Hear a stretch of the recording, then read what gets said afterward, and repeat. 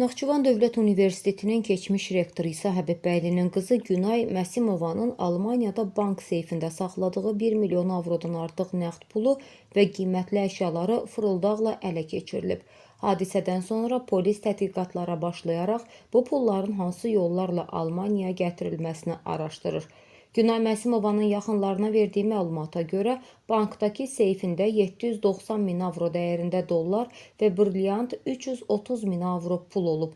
Pullarını və qiymətli əşyalarını ələ keçirən isə onun Almaniyada yaşayan tanışı F.M. olub. O pulları götürüb aradan çıxa bilsə də polis qiymətli əşyaların bir hissəsini tapıb və məsələ aydınlaşana kimi müsadirə edib. Pulun dəqiq məbləği ilə bağlı rəsmi məlumat yoxdur.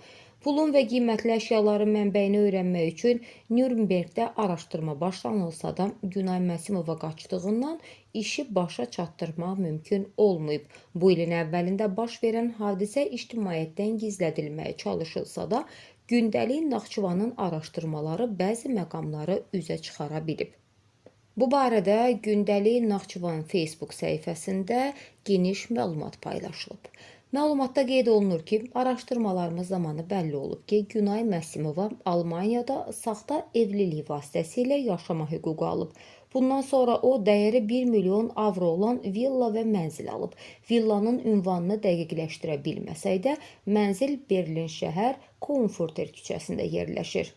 Oğurluq hadisəsinin qısa təfərrüatına gəlincə isə Günay Məsimova ötən ilin iyununda Bakıdan Almaniyaya gətirdiyi pullarını və qiymətli əşyalarını Nürnbergdə yaşayan tanışı F.M. vasitəsilə Sparkase bankında seyfə qoymaq qərarına gəlib. Almaniyada bu cür seyflər, qiymətli sənədlər və 10 min avro dəyərinə kimi qiymətli əşyalar üçün nəzərdə tutulsa da, bankın seyfləri açıb yoxlamaq hüququ yoxdur. Günay ilə görüşməzdən öncə FM bankın Fürth filialında dostlarından birinə xəbərsiz onun adına seyf hesabı açıb.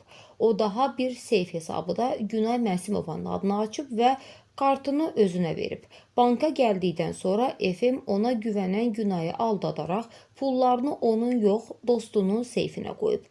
Yanvar ayında brilyant qaşlı qızıl saatlarından birini götürmək üçün banka gələn Günay Məsimova seyfin boş olduğunu görüb.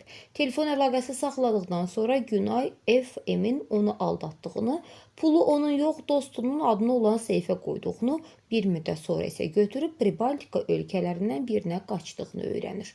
O pulların mənbəyinin soruşulacağını bildiyindən oğurluq barədə polisə məlumat vermədən Bakıya gəlib. Lakin FM-in aldadaraq adına gizli hesab açdığı Almaniyada yaşayan dostunun atası Ələsgər Vəliyev bütün olanlarla bağlı polisə məlumat verib. Polis zinət əşyalarından bəzisini tapa bilsə də, pullarla bağlı dəqiq məlumat toplaya bilməyib. Bir ucu Azərbaycana gedib çıxan hadisə bununla da bitməyib. Günay Məsimova polisə məlumat verən atadan qisas almaq üçün Bakıda Bandatdeldən istifadə edib.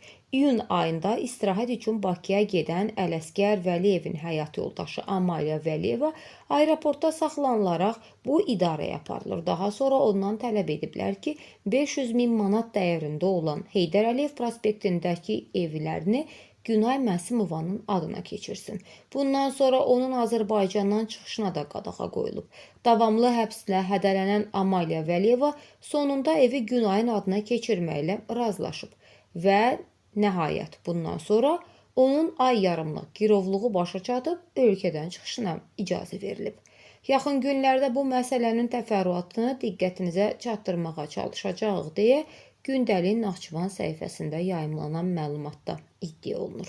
Səsləndirilən iddialarla bağlı qarşı tərəfin də mövqeyini işıqlandırmağa hazırıq.